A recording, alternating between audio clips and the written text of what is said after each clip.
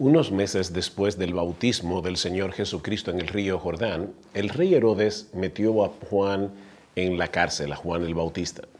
Y allí en la cárcel Juan comienza a recibir noticias de las cosas que Jesús estaba haciendo durante su ministerio terrenal.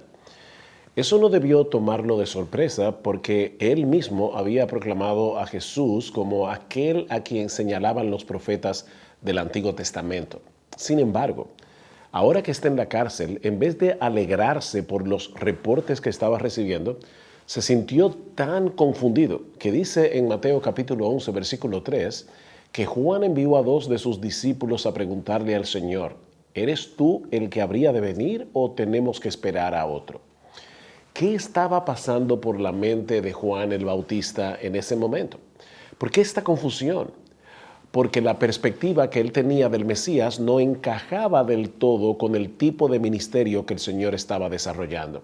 En el capítulo 3 del Evangelio de Mateo, Juan había presentado al Mesías como aquel que venía a separar la paja del trigo, los justos de los injustos. En la perspectiva de Juan, la llegada del Mesías implicaba la destrucción inmediata de los impíos y el establecimiento de un reino eterno de paz y justicia para los hijos de Dios.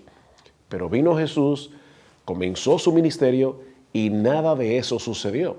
El imperio romano seguía en pie con toda su gloria y todo su poder, y el mismo Juan acabó encarcelado por el rey Herodes. Juan no había entendido aún que en el calendario de Dios había una fecha establecida para la venida del Mesías a llevar a cabo su obra de redención y otra fecha distinta para la consumación de su reino en su segunda venida. ¿Cómo resolvió el Señor Jesucristo esta confusión en la mente de Juan? Llevándolo a considerar aquellos aspectos de su obra y ministerio que lo identificaban como el Mesías prometido. Dicen los versículos 4 y 5 de Mateo 11, «Id y haced saber a Juan las cosas que oís y veis.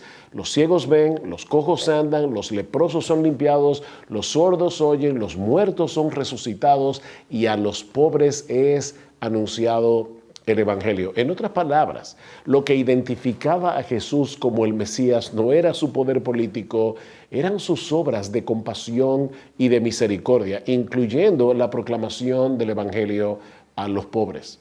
En todos los milagros que se mencionan aquí, Jesús manifiesta un espíritu compasivo y misericordioso hacia aquellos que sufren.